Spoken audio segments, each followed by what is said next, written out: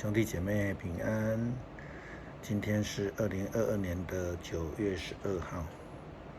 今天的经文是诗篇第94篇，耶利米书第5章第1到第17节，提摩太前书第1章18节到第27节。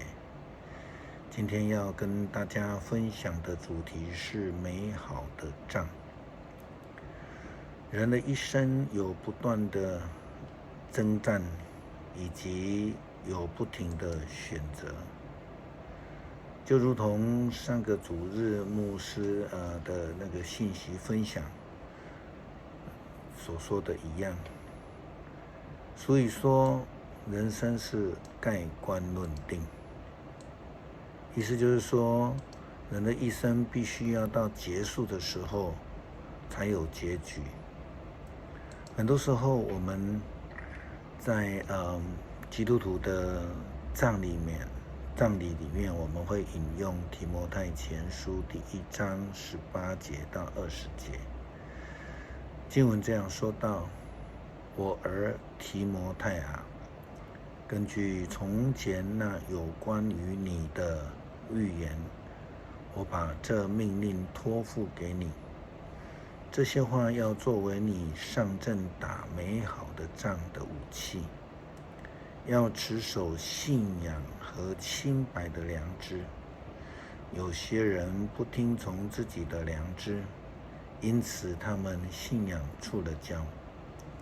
其中有舒米乃和亚历山大，我已经把他们交在撒旦手中，使他们学会不再毁谤上帝。如果人生是一场战争的话，我们都希望自己在这个战场上都是得胜者。今年的2月24号，苏联发动了侵略乌克兰的战争，至今已经超过了半年。最近的战况显示，俄国目前已经节节败退了。虽然这个战争一点都不美，但是慢慢的我们看到了美丽的结果慢慢的显露出来，就是恶霸强权渐渐的败落。乌克兰在总统泽连斯基的领导之下，全国上下绝大多数的人民都群起奋战，他们对抗强权的侵略。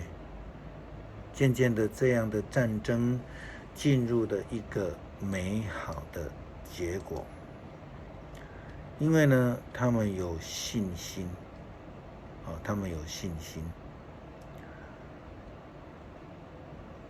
他们并不妥协，那他们用信心来面对强敌，也因为这样子呢，更获得了大多数的西方国家，不但是在这个武器上面，也在各个方面来支持他们。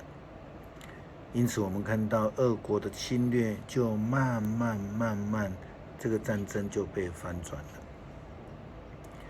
基督徒的生命是要倚靠上帝，是要靠近上帝，亲近上帝，不是要主张妥协主义，更不是要唱衰自己。因为这样的战争不但是胜不了了，更不会是一个美好的战争。耶利米先知的时期，耶路撒冷人选择不忠诚，违背上帝，敬拜偶像。耶利米说：耶路撒冷人啊，走遍你们的大街小巷，到处详细观察，到市场上搜寻，看看能不能找到一个正直忠诚的人。你们找得到，上主就会饶恕耶路撒冷。你们自称敬畏上主，其实口里口是心非。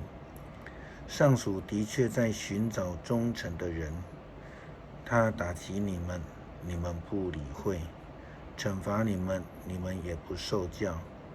你们顽固诚信，不肯离弃罪恶。以色列人不忠诚是经文明白的记载。如果以色列人有忠诚的话，那么上帝就会饶恕以色列人，如同亚伯拉罕为了侄子罗德所居住的城市所多玛、俄摩拉求情一样。